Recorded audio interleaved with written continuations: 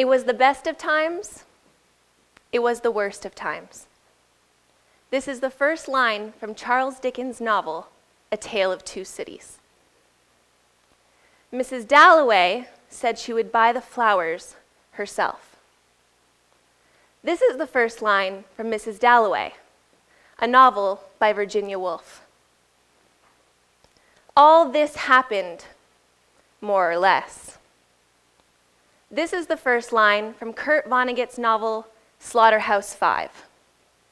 And when he was nearly 13, my brother Jem got his arm badly broken at the elbow. This is the first line from Harper Lee's novel, To Kill a Mockingbird. Whether or not these are some of our favorite stories, very rarely do we ever remember the first line. What we remember are the main characters, the funny things that they said or did, the way they made us feel, the way we were able to relate to them, the challenges that they faced in their lifetime, and the obstacles that they were able to overcome.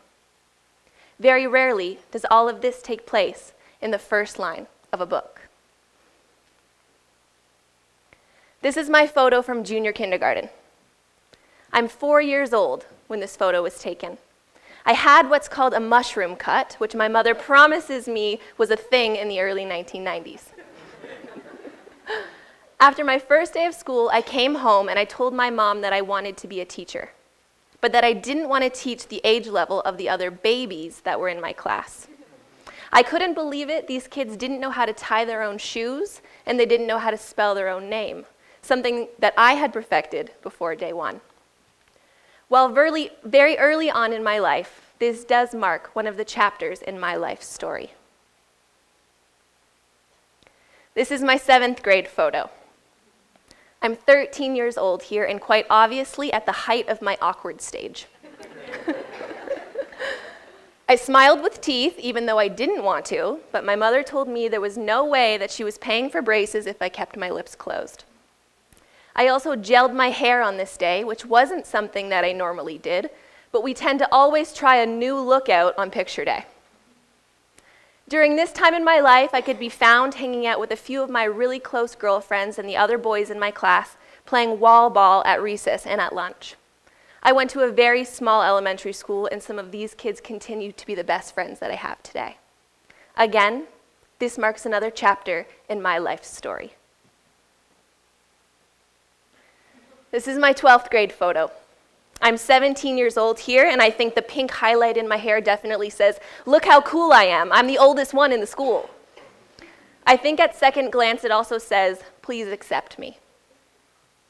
High school was a time in my life where I have a lot of fond memories to look back on, but it was also a time of struggle for me. 9th grade in particular, I struggled with finding who I was. Coming from a very small school into a larger high school, I got lost in the crowd, and I struggled with bullies. High school remains a time in my life for self-reflection for me. Again, these make up some of the chapters in the story of my life. So, what is it that makes a good story? In between all of these moments that I've shared with you, junior kindergarten, 7th grade, 12th grade, and here I am standing in front of you today at 27 years old, there have been wonderful moments in my life. There have also been many moments of challenge, moments of regret, moments of poor decision-making, moments of heartbreak, moments of greatest accomplishment, and moments of figuring out who it is that I want to be and what I want to do with my life. And despite all of these decisions that I've made, good or bad, they have helped shape the person that I am today. As a counselor, I often have students coming into my office talking to me about the mistakes that they have made, or the pressure they feel that's being put on them to be perfect, or the fear they have of not measuring up. And this is something that really bothers me. And that is why I'm here today to prove to you the exact opposite. I believe our mistakes are actually what fuel us forward. Mistakes give us the opportunity to stop and think, to pause and to reflect and to grow. I believe that mistakes are actually what constitute a good story. As someone who is also undertaking the challenge of writing my own first book, I understand how frustrating and time-consuming the editing process can be. Like many of you in your classes, I wish nothing more than for the first draft to be perfect and to be done. But the truth is that we only continue to get better through editing and revising. So, you're not looking at the girl with the pink highlight in her hair today, but that girl is a part of me, and for that, I'm proud. With the theme of this TEDx conference as leap year, one more day too, I want to remind every single one of you that you are the rule makers.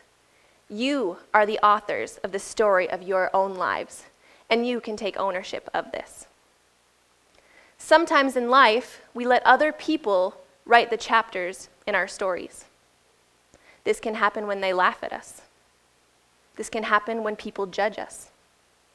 Sometimes we let people write these chapters when they tell us we can't do something or that we're not good enough, and so we stop trying or we give up.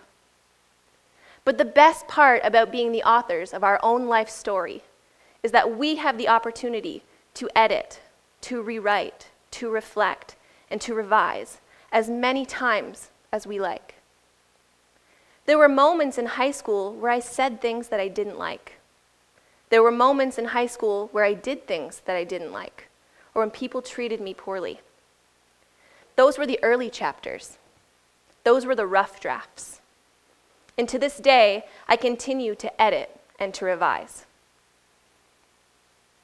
I want to leave you with one more final first line. This one from J.D. Salinger's novel, The Catcher in the Rye.